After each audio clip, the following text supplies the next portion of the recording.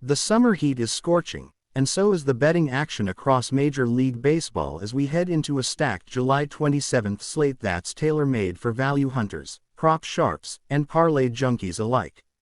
7 heavyweight matchups kick off our card, each one dripping with storyline, strategy, and statistical edge.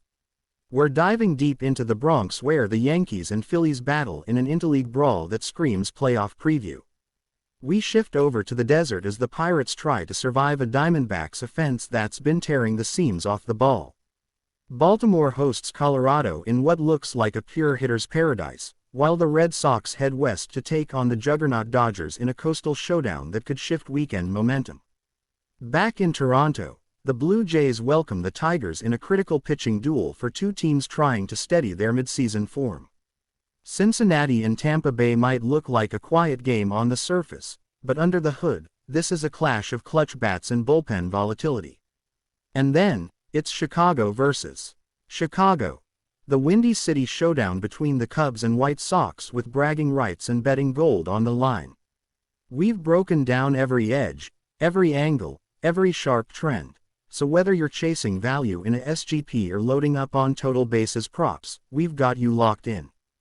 Game 1 Yankees vs. Phillies. Two historic franchises clash in the Bronx in a matchup that has all the ingredients of a playoff preview. The Philadelphia Phillies make the short trip north to take on the New York Yankees in what is shaping up to be a hard-fought interleague series. With the postseason picture slowly starting to sharpen, every game becomes crucial, not only for the standings but also for shaping momentum as we head toward August. The Phillies enter this series riding one of the most balanced rosters in baseball, while the Yankees are navigating a mixture of dominant home form and injury management struggles that have made each series unpredictable. Let's dive into this battle and find the edges from a betting perspective, as well as the on-field tactical chess match. Probable pitchers. Zach Wheeler fight versus Carlos Rodon NYY. Zach Wheeler has once again been the workhorse and ace of the Phillies' rotation. Armed with one of the game's most effective fastball-slider combinations, Wheeler enters this matchup with a 2.83 ERA, a 1.05 WHIP, and an elite 153 strikeouts across 128 innings pitched. He's holding opposing hitters to just a .212 average and has been even better on the road, allowing just 5 earned runs in his last 4 away starts. His command has sharpened post-All-Star break, and he's inducing more ground balls with confidence in his sinker as a third pitch option. On the other side, Carlos Rodon continues to be a bit of a Jekyll and Hyde case. He's flashed ace-level stuff with a 3.68 ERA and 124 kiloseconds in 116.1 innings, but he's also struggled to keep the ball in the yard, especially when his location falters early in counts. His last 2 starts at home have been more encouraging, giving up only 3 earned over 13 innings combined, but he will have his hands full against a Phillies lineup that punishes mistakes. Yankee Stadium factors and weather notes. Yankee Stadium remains one of the most hitter-friendly venues in baseball, particularly to right-handed power bats due to the short porch in right and the tight foul territory that rewards aggressive hitting. For July 27th, weather reports project mild crosswinds with moderate humidity, both factors that can slightly aid carry. This plays directly into the hands of guys like Kyle Schwarber and Aaron Judge, who know how to elevate and pull the ball with authority. Tactical breakdown. This matchup hinges on the Phillies' ability to get to Rodon early. Phillies' top of the order has been relentless, with Bryce Harper's approach maturing into an elite on-base profile while Alec Boehm and Trey Turner are finally syncing up timing and contact. If Wheeler can keep Judge and Soto quiet, especially avoiding middle pitches to Judge, who's slugging .710 at home this season, then the Phillies will feel good about turning it over to their bullpen, which has quietly become one of the most consistent in the National League. However, don't sleep on the Yankees' offensive adjustments. Gleyber Torres has found his groove again, and Anthony Volpe has become a dynamic leadoff sparkplug, creating chaos on the bases and working counts effectively. If Rodon can give them 5 solid innings and the game stays close, Aaron Boone may look to use his high-leverage relievers, Holmes, Canely, and Ferguson, to shorten the game. The Phillies may have an advantage in lineup depth, but the Yankees have shown time and time again that they thrive in front of the Bronx crowd when it's a high-energy interleague battle. The pressure is squarely on Wheeler to neutralize the Yankees' big bats before they break open a crooked number inning. Best bet: Phillies moneyline -120. Wheeler on the mound gives the Phillies the edge, particularly given his recent road dominance and ability to miss bats. With Harper, Turner, and Schwarber healthy and swinging freely, the matchup favors Philadelphia, especially with the Yankees still missing depth at the bottom of the order. The juice is reasonable considering the pitching edge. Strikeout prop: Zach Wheeler over 6.5 kiloseconds. The Yankees rank 18th in strikeout rate against right-handed pitching post All-Star break, and Wheeler has gone over this mark in 6 of his last 8 starts. He'll be pounding the upper zone with velocity and sequencing sliders effectively off the plate to generate swings and misses. If he gets ahead early in counts, this prop is live even in 6 innings of work. Home run prop: Bryce Harper to hit a home run +390. Harper's advanced metrics suggest he's due for another homer surge, and Rodon's four-seam tendencies play right into Harper's bat path. His xSLG against lefties in Yankee Stadium is elite, and he's been hitting balls above 100 miles per hour exit velocity with increasing frequency. Look for him to jump on a mistake early. Total bases pick: Trey Turner over 1.5 total bases +120. Turner is seeing the ball extremely well in the last 10 games, and with Rodon's high fastball percentage, Turner has a chance to either drive the ball in the gap or leg out an infield single with his elite speed. He's gone over this number in 7 of his last 10 games. Bonus angle: first 5 innings over 4.5 runs -105. Both teams tend to do their best scoring early, and with the way these lineups attack fastballs, this number offers decent value. Expect aggressive approaches and extra base threats from both sides in the first 3 innings. SGP parlay angle: Phillies ML plus Wheeler 7 plus Ks plus Harper hour pays around +750. This is a correlation-based parlay that ties the Phillies win with their ace dominating and Harper doing damage. Given Rodon's inconsistency and Harper's recent form, this is a realistic ceiling scenario with a juicy return. Final score prediction: Phillies 6, Yankees 3. Philadelphia's pitching holds firm, and the middle of the Phillies lineup cashes in with timely hits against Rodon before the game tightens in the late innings. Expect Wheeler to be the difference maker, giving the Phillies a critical road win and pushing the Yankees to rely on bounce-back urgency in Game 2. Game 2. Pittsburgh Pirates vs. Arizona Diamondbacks. Pirates: Jared Jones RHP 5-6, 3.87 ERA, 1.22 WHIP. Diamondbacks: Brandon Pfaadt RHP 6-9, 4.29 ERA, 1.23 WHIP. With the series in Phoenix set under the dry, hitter-friendly roof of Chase Field, the Pittsburgh Pirates square off against the Arizona Diamondbacks in a game that has value oozing from every betting angle. The Bucks are still straddling the thin line between building for the future and competing in the now, but Jared Jones has quickly become a foundation piece in Pittsburgh's rotation. He brings high-octane stuff, a mid-90s fastball that can touch 98, and one of the better sliders among rookie starters in the NL. Jones has been a consistent bright spot, striking out nearly 10 batters per 9 innings and limiting hard contact in most outings. However, what he faces today isn't just a park that favors offense, it's a D-backs lineup that's beginning to get hot again at home. Brandon Pfaadt, on the other side, continues to have a strange statistical profile. He flashes brilliance with elite KBB ratios, but somehow struggles with sequencing and fly ball rates. His ERA hovers in the mid-4s despite peripherals suggesting he should be closer to league average. Against a Pirates team that is bottom 5 in ops versus right-handed pitching, Pfaadt might find some breathing room.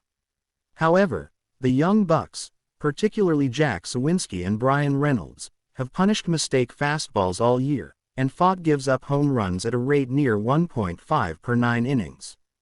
The Pirates' real offensive issue, however, lies in situational hitting.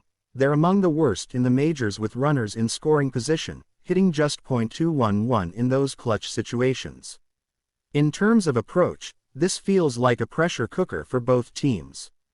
The Diamondbacks' bullpen continues to be inconsistent, even with Paul Sewald back from injury, and that opens up late-inning volatility. Arizona's offensive blueprint relies heavily on Corbin Carroll setting the table with speed and Christian Walker or Lourdes Gurriel Jr. delivering with runners on. The middle of the order remains dangerous, especially in the confines of Chase Field, where the ball flies. Pfaadt is usually solid through 5 innings, but the Diamondbacks often get exposed if he doesn't go at least 6. That could present a sneaky opportunity for Pittsburgh to jump ahead in the late innings, especially if Jared Jones keeps the ball in the park and gives the Bucks 6 competitive frames. Arizona's recent home form has improved, winning 7 of their last 10 at Chase Field. The Pirates, meanwhile, have been scrappy on the road, going 5-5 over their last 10 away games. This is where betting value becomes interesting. Both bullpens are below average, both offenses have streaky middle orders, and the park slightly inflates totals. The Pirates will try to manufacture offense by running aggressively and putting the ball in play, while the D-backs can beat you with both speed and power. The game likely comes down to which starter avoids the early blow-up and which bullpen limits crooked numbers. Best bets. Over 8.5 total runs. Chase Field plays small, both pens are shaky, and the starters, while decent, can be undone by one rough inning. Diamondbacks ML -135, slight edge to Arizona's offense and home comfort, especially against Pittsburgh's shaky late-inning arms. Both teams to score 3+ runs, with run production from both sides and mid-rotation arms on the mound. This has 4-3 or 5-4 written all over it. Strikeout props. Jared Jones over 5.5 kiloseconds. He's averaging 9.8 K9, and the D-backs strike out more against righties than you'd expect. He could easily get to 6 before the 6th inning. Brandon Pfaadt over 4.5 kiloseconds. Pittsburgh strikes out at the 5th highest rate in baseball against right-handed pitching. Pfaadt's command and chase rate could exploit that. Home run props. Lourdes Gurriel Jr. to hit a home run. He's got 3 hours in his last 8 games and matches up well with Jones' fastball-slider combo. Jack Suwinski to hit a home run. Suwinski's power against righties is well known, and Pfaadt's fly ball tendencies could make this a long ball night for him. Total bases picks. Corbin Carroll over 1.5 total bases. He's heating up at the plate and puts pressure on defenses with his legs too. One gap shot gets him there. Brian Reynolds over 1.5 total bases. Reynolds continues to be the Bucks' most consistent bat and a switch hitter who can stay in the lineup regardless of bullpen matchups. Bonus bets and run line angles. Diamondbacks -1.5 plus 150, there's risk here, but if Arizona gets to the Pirates' bullpen by the 6th, this could flip into a multi-run win by the 8th. First 5 innings over 4.5 runs, both starters are capable but volatile. Even one big inning from either side likely cashes this. SGP parlay build, payout range +450 to +650. Diamondbacks ML, over 8.5 total runs. Lourdes Gurriel Jr. to record a hit. Jared Jones 6+ strikeouts. Corbin Carroll over 1.5 terabytes.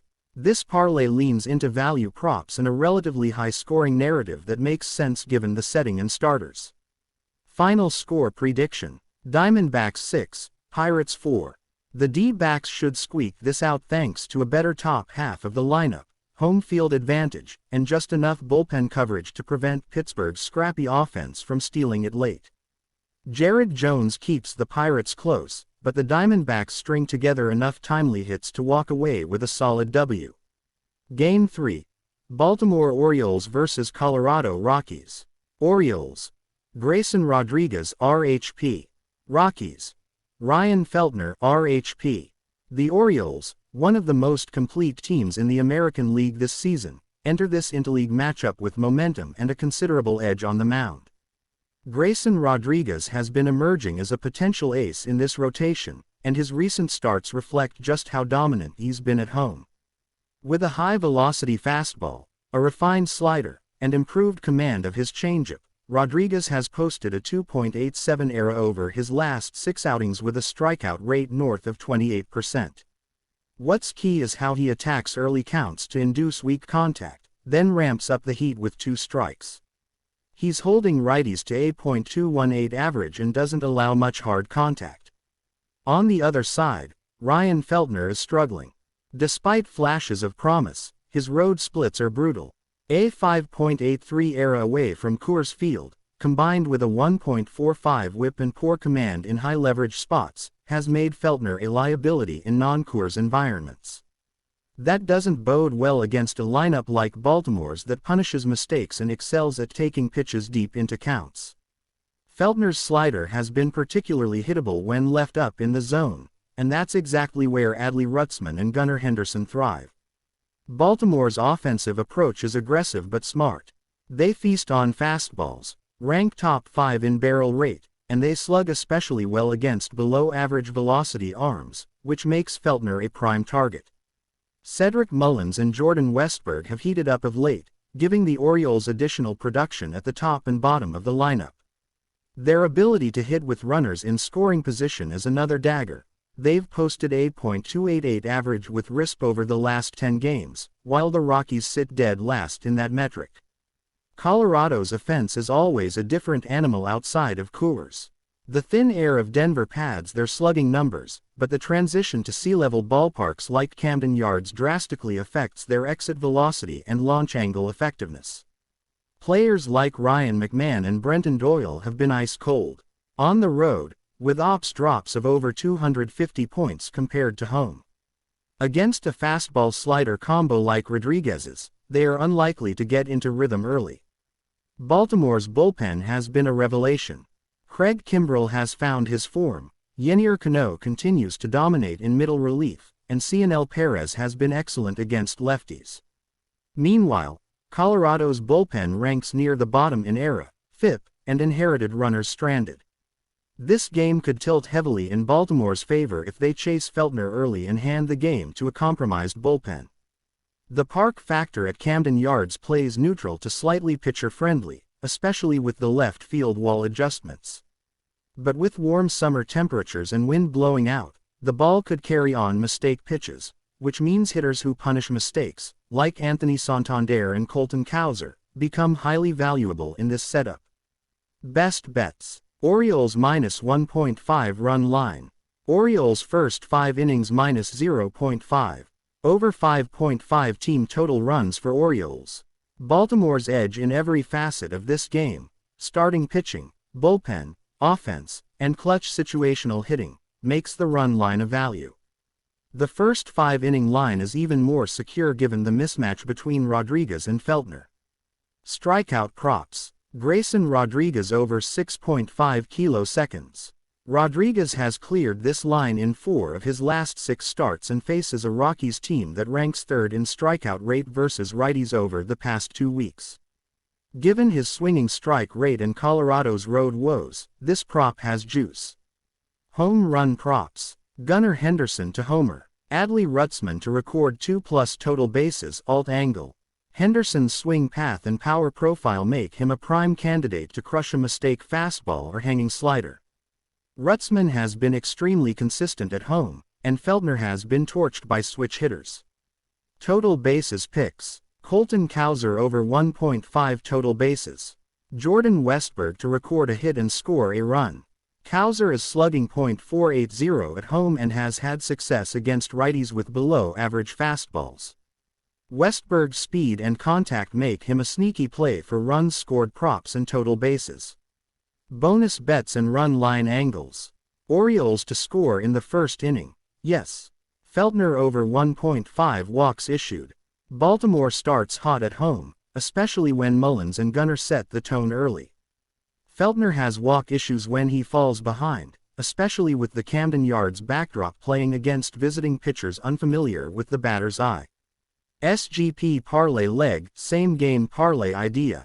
Orioles moneyline. Grayson Rodriguez over 6.5 kiloseconds. Gunnar Henderson to record a hit. Orioles over 4.5 runs. Projected odds. +475 to +525 depending on the book. This SGP brings together the best expected outcomes, a dominant pitching performance, a hot bat, and Baltimore's offensive potential. Look for alternate books or promos offering boosted odds. Final score prediction: Orioles 8, Rockies 3. This one has all the ingredients of a Baltimore blowout. The Orioles have been punishing teams at home, and with the Rockies' road issues, poor bullpen, and a struggling starter in Feltner, it's hard to envision Colorado staying competitive beyond the 4th or 5th inning.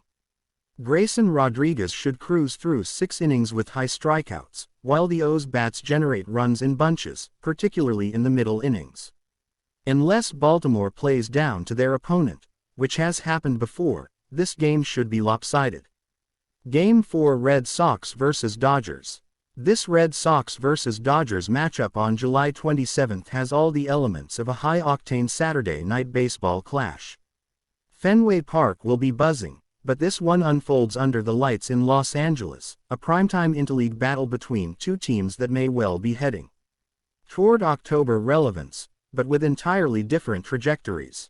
The Dodgers have been a juggernaut at home in 2025, maintaining one of the league's most dominant records at Chavez Ravine, while the Red Sox have been more unpredictable on the road, alternating flashes of brilliance with costly inconsistency. Boston sends Cutter Crawford to the mound, whose season has been something of a roller coaster.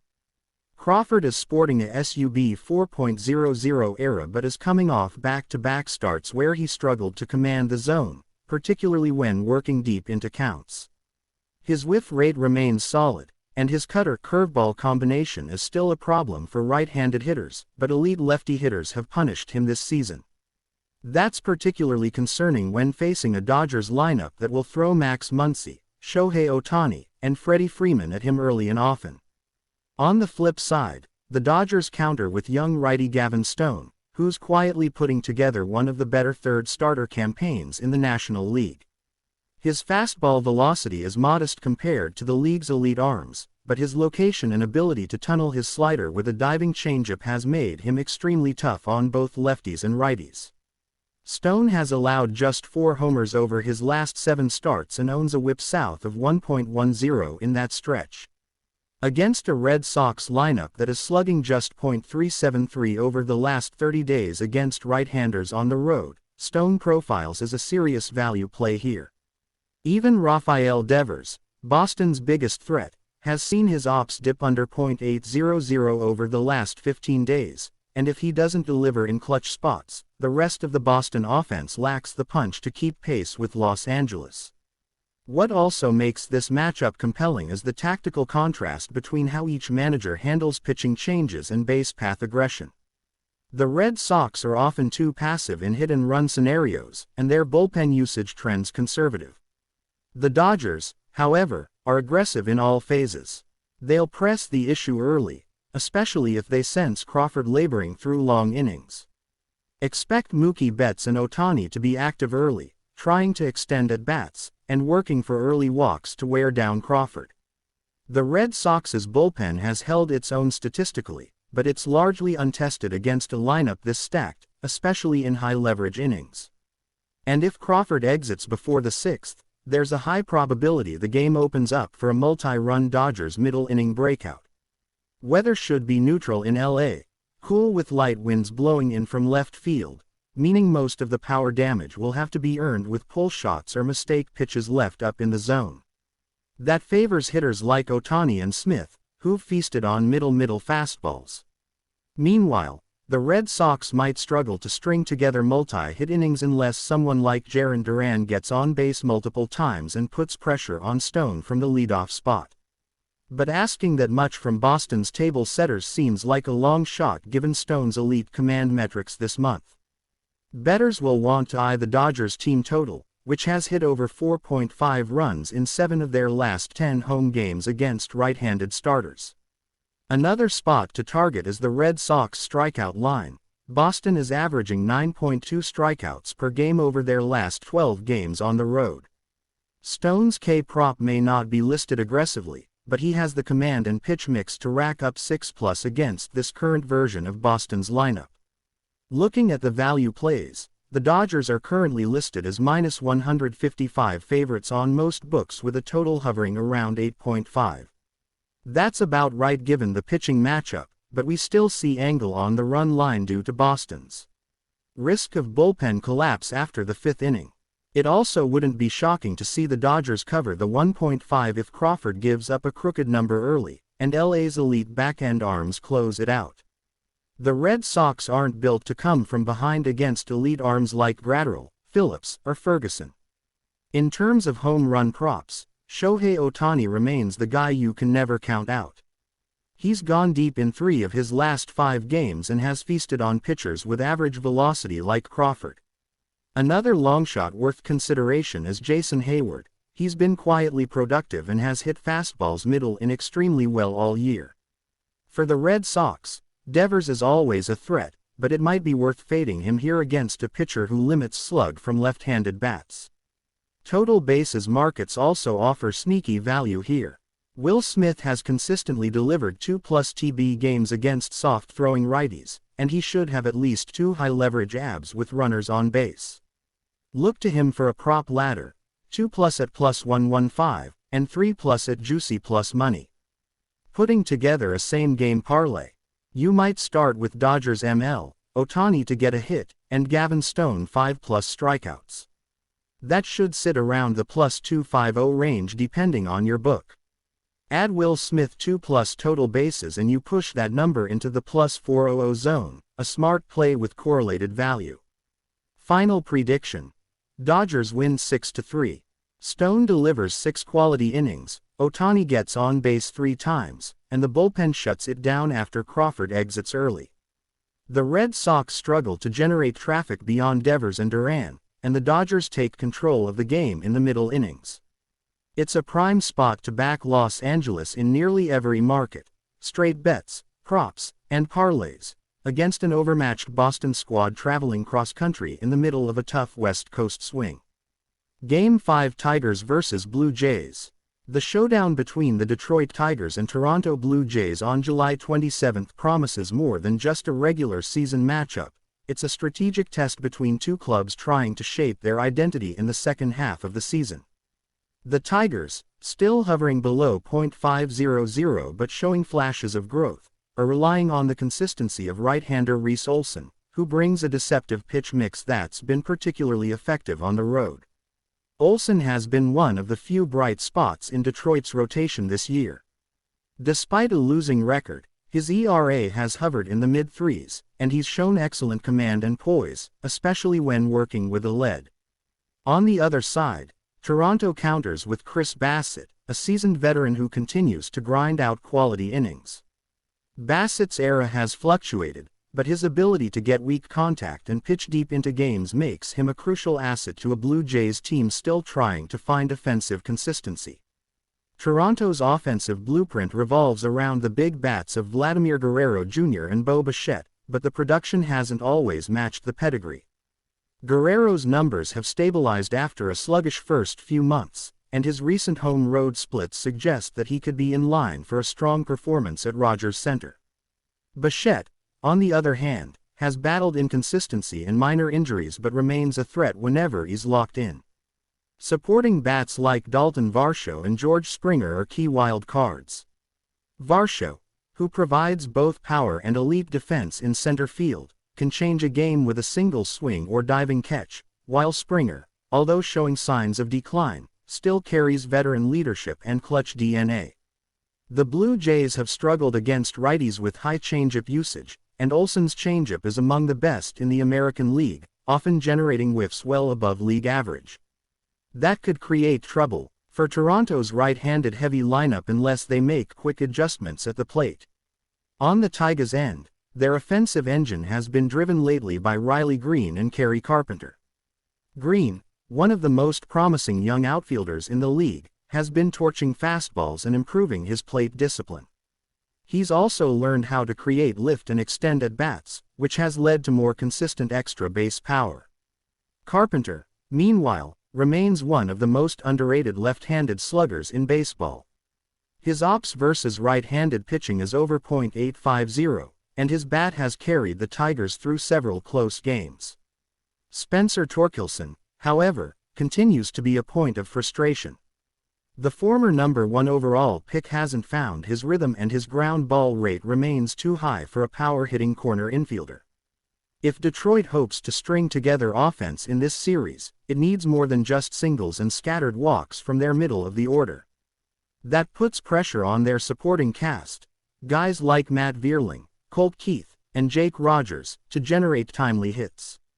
This matchup at Rogers Center also brings park factors into play. The Blue Jays' home park remains one of the most neutral in the league, but the upgraded outfield dimensions have made it slightly more hitter-friendly in recent seasons. Warm summer air in late July could also help balls carry more, especially for left-handed pull hitters. Weather forecasts call for a domed setup, so no outside wind or rain variables will influence the contest. That means pitchers will have to rely entirely on command and sequencing, while hitters must punish mistakes. From a bullpen standpoint, both clubs are coming in with average to slightly below average relief corps. The Tigers have leaned heavily on Jason Foley and Alex Lang in high-leverage spots, though Lang's command issues and walk rate have caused some nail-biting ninth innings. Foley, with his sinker-slider combo, remains reliable, but the bridge between starter and closer has been shaky. Toronto's bullpen has similar cracks. Yimi Garcia and Chad Green offer experience, but Eric Swanson has yet to recapture his 2023 form, and Jordan Romano remains on the IL, leaving closing duties in flux. That opens the door for potential late-game fireworks and live betting opportunities, especially in the 7th through 9th innings. Both teams have clear paths to victory, but the key battleground will be how well Olsen handles the middle of the Jays lineup and whether Detroit's young bats can take advantage of Bassett's predictable sequencing. Bassett doesn't overpower hitters but instead relies on deception and command, especially with his cutter and sinker combination. If the Tigers sit on those early, they could force him into deep counts or force manager John Schneider to go to the bullpen early.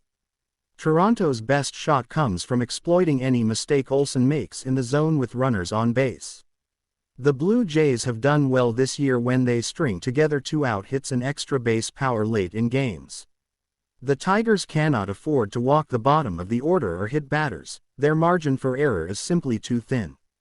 This isn't just a battle between AL wildcard hopefuls and longshots, it's also a test of which team can execute their identity better. The Blue Jays want to be a contact and power offense with elite fielding and a steady veteran rotation. The Tigers want to manufacture runs, take the extra base, and squeeze out every ounce of production from their young arms. Detroit's aggression on the base paths and situational bunting have improved lately, and they might try to pressure the slower Blue Jays defense with stolen base attempts, hit-and runs, and stretch doubles. Bassett, known for holding runners decently well, will need to keep the Tigers honest, especially with Carpenter and Green capable of turning singles into triples in just 2 pitches. Prediction-wise, this game feels like a toss-up on paper, but the edge may go slightly toward Toronto if their offense can get to Olsen early and if Bassett can pitch efficiently through 6 innings.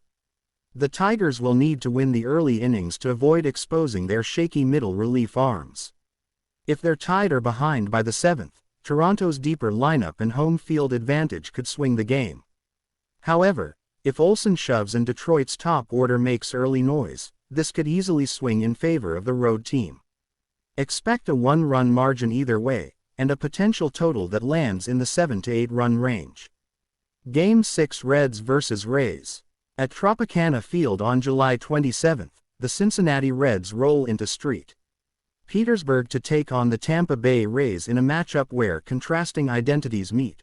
Raw, young Reds talent trying to stay afloat against the consistently pesky Rays who grind wins behind elite pitching depth and situational hitting. While both teams sit on the outskirts of playoff contention, this game has serious implications in the wild card race, especially for the Rays who are hovering around .500 and desperately need to protect their home turf. On the hill, it's expected to be Hunter Greene for Cincinnati versus Aaron Civale for Tampa Bay. Greene's electric fastball and strikeout upside will always catch eyes, but his inconsistency and elevated whip leave a lot of meat on the bone for contact-heavy teams like the Rays. Tampa's lineup isn't loaded with power bats, but they excel at spoiling high velo arms, extending at-bats, and getting into bullpens early, which could be a massive problem for a Cincinnati pen that has been overworked and erratic all season. Green's 2025 has been an up-and-down campaign. He's shown flashes of dominance, racking up double-digit strikeouts with ease when his command is on, but when it slips, his fastball gets punished. Tampa has a few hitters who feast on velocity, most notably Yandy Diaz and Isaac Paredes, both of whom have above league average exit velocities and handle pitches over 95 miles per hour well. Diaz in particular has been on a quiet tear, peppering line drives to right center field, and could be a thorn in Green's side if he falls behind in counts. Expect Tampa to be patient, working the count early, making Green throw his secondary pitches, and then pouncing if he loses his release point. On the flip side, Aaron Civale is walking a tightrope. His ERA is elevated, his FIP suggests regression, and his curveball isn't biting like it did last year. But Cincinnati's offense has cooled considerably since their hot early June stretch. Elly De La Cruz, for all his speed and electricity, still struggles with off-speed down and away. If Civale can steal first-pitch strikes with his cutter and locate the curveball even 50% of the time, he could cruise into the middle innings with ease. The Rays will likely limit his exposure to the Reds' lefties, Friedl, Benson, and Fraley, who have all shown flashes of power this month. This game could tilt entirely based on whether Civale is able to steal strike one and keep hitters off balance. Tampa Bay has also been solid at home, hovering well above .500 at Tropicana this year. They play well on turf and are exceptional at converting batted balls into outs due to their strong infield defense. That matters against a Reds team that doesn't walk much and lives off balls in play. The weather isn't a factor indoors, but the controlled dome environment gives pitchers more confidence to challenge hitters in the zone. Given both starters' profiles, there's a strong case to expect strikeouts early, followed by scoring in the middle innings when bullpens get involved. For the Reds, the key might be Jake Fraley, who quietly leads the team in OBP against right-handed pitching and brings sneaky pop to the table. If Fraley can get on base and apply pressure with his legs, it could crack open a big inning. Tampa Bay's bullpen, anchored by Pete Fairbanks and Colin Poch, has been a strength when they have a lead, but they've shown some signs of fatigue recently. If Green can keep it tight for 5 innings, this one may come down to a high-leverage lefty-righty matchup late in the game. From a betting perspective, the total opened around 8.5 and might be worth attacking. Green's volatility and Tampa's ability to manufacture runs give value to the over, but it hinges on both teams avoiding early inning zeros. First 5 total could also be in play depending on how Civale's curveball feels early on. If he's hanging it could turn into a long afternoon. Strikeout props are intriguing for Green, as he remains one of the highest K-rate starters in baseball, but only if he finds the zone. Tampa doesn't strike out a ton, so this one is all about pitch efficiency. Green could sit around 7.5 kiloseconds, and that might be too high unless he's cruising. Home run props favor Tampa's Paredes or even a dart on Josh Lowe, who's quietly been pulling the ball more and showing opposite field power. On the Cincinnati side, De La Cruz remains a boom-bust play, but someone like Spencer Steer could be the better pick. He's been hitting fastballs with authority and has already homered in this stadium earlier this season. The spread is tight with the Rays likely favored around -135, which feels fair given home field and bullpen trust. But that price leaves the door open for some contrarian value on the Reds if Green starts sharp. A potential angle for same-game parlay players could be Steer 2+ total bases, Diaz to record a hit, and both teams to score 3+ runs. That combo could hover in the +500 to +700 range depending on the book. For more risk-tolerant bettors, consider laddering Green's strikeouts from 6 to 9 in tiers if you're confident in his command, but don't lock it in unless lineups are confirmed and Tampa sits some of their contact guys. All in all, this is a razor-thin margin matchup where both starters are vulnerable in different ways. The Rays have the edge in bullpen and defensive execution, but if Green is locating, he can flip the script entirely and dominate for 5 or 6 innings. Tampa's balanced offense will look to do just enough to scrape out a 4-3 or 5-4 type win, but expect volatility here. The safest play may be attacking player props and the total rather than a side. Final score prediction: Rays 5, Reds 4. Game 7 White Sox vs Cubs. The Windy City is always electric when the White Sox and Cubs square off, and this July 27th crosstown rivalry matchup carries a deeper sting than most. Not only are both teams trudging through seasons that haven't quite gone according to plan, but there's also a looming sense of directionality on the line here. Who's really rebuilding? Who's making the right player development decisions? Who's staying put at the deadline and who's getting auctioned off like vintage bats at Wrigleyville's Antique Row? Tonight's matchup is a collision of contrasting organizational identities.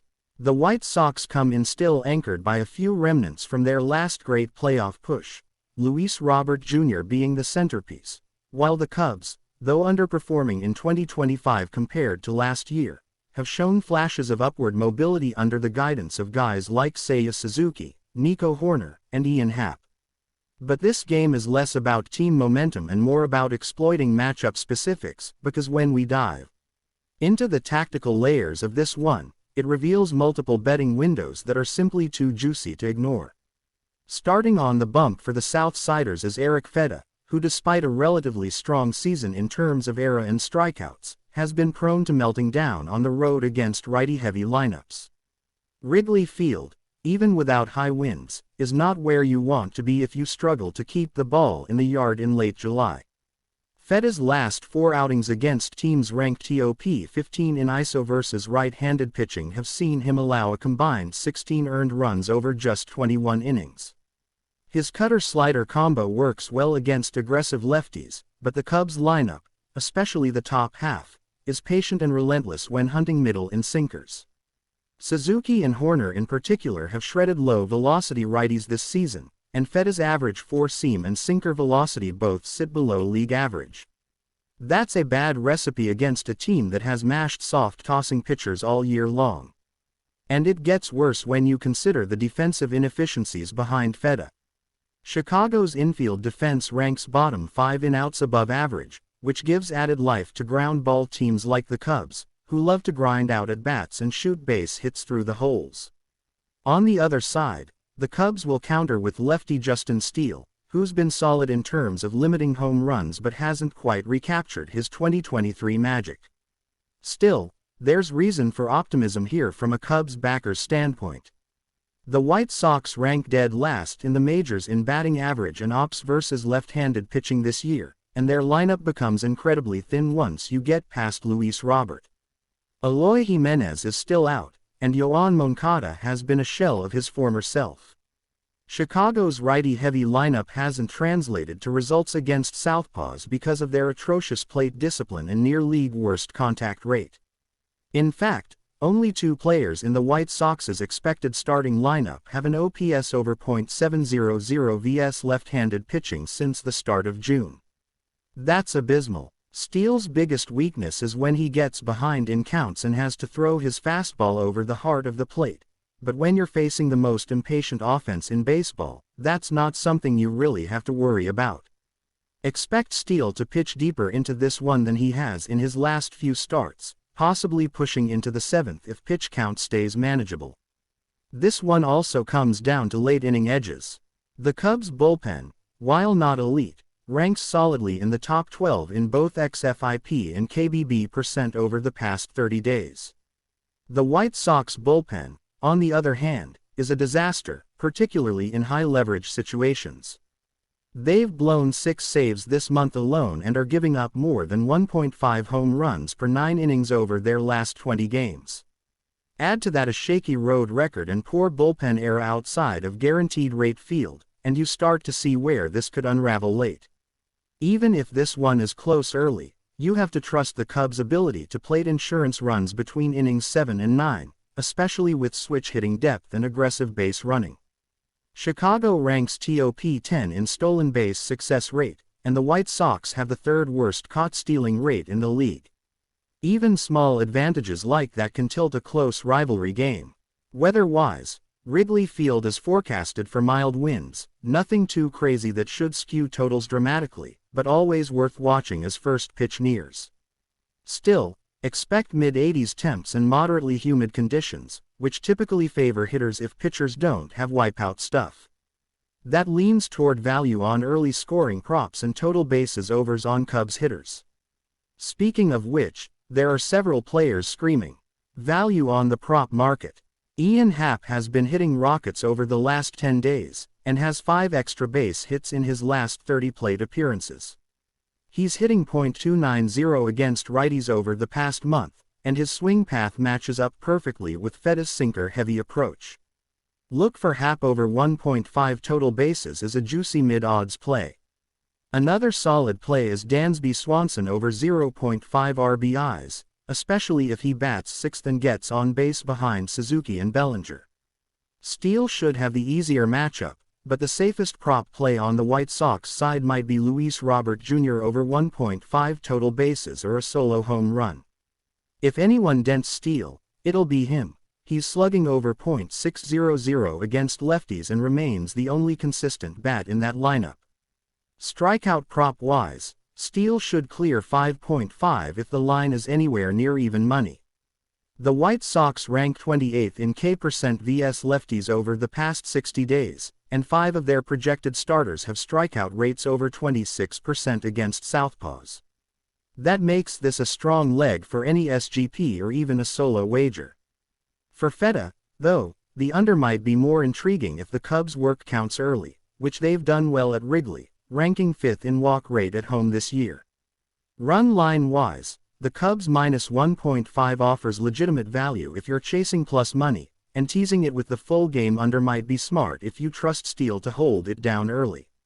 But the better value is likely in a same-game parlay that includes Cubs ML, Steele 6+ Ks, and Happ or Suzuki to record 2+ total bases. That combination sits in the +450 to +600 range depending on the book and weather updates, and given the way these matchups align, bullpen edge, lineup depth, splits advantage, it's a calculated risk worth taking. Final score prediction: Cubs 6, White Sox 2. This feels like a game where Chicago's North Side crew wears down their opponent over the course of 9 innings, puts up a crooked number late, and sends Wrigley fans home smiling with a series-opening win. Keep your eyes on Happ, Suzuki, and Steele. This one might not be close after the 6th inning. That's just the beginning. We've broken down the first 7 games with precision, passion, and purpose, but there's still a full slate of value waiting to be unlocked. From strikeout mismatches to sneaky home run props, the rest of the July 27th card is packed with opportunity.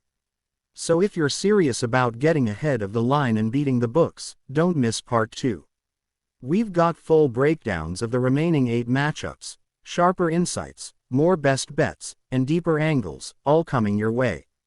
Hit subscribe, drop a like, and stay locked in because here at Beyond the Box Score, we don't just watch the game, we break it.